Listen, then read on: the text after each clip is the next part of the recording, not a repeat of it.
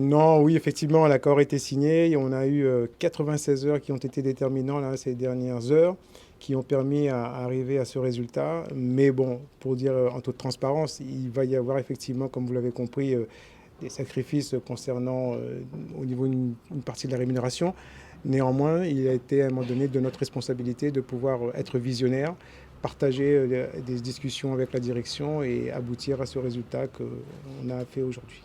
Vous disiez que espérer que ça soit la dernière fois qu'Aerostral enfin, oblige les salariés à faire des sacrifices encore. Exactement, puisque vous savez bien qu'en 2020, on a eu à essuyer un APC sur lequel la CFDT n'était pas signataire.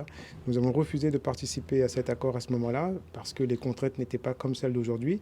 Aujourd'hui, on a eu des éléments qui ont été clairs. Aujourd'hui, nous étions sur une contrainte de trésorerie et il nous semble aujourd'hui nécessaire d'avoir accompagné l'entreprise dans cette démarche, mais de toute évidence, nous le souhaitons et nous le formulons clairement que ce soit la dernière fois que les salariés doivent contribuer à des erreurs de gestion de toutes choses qui aujourd'hui gravitent autour de ce sujet. Et aujourd'hui, vous faites confiance à la direction? Tout à l'heure, vous avez dit vous laissez les clés. C'est quand même une preuve de confiance, ça. On laisse les clés puisque nous ne sommes pas en capacité de piloter nous-mêmes, soyons clairs.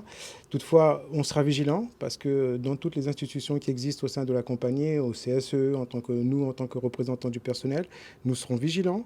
Nous serons quotidiennement dans toutes les prises de décision et nous veillerons à ce que cet argent qu'aujourd'hui on a mis à contribution pour les salariés, pour l'entreprise, soit réellement mis dans de bonnes dispositions pour accompagner le développement de notre entreprise.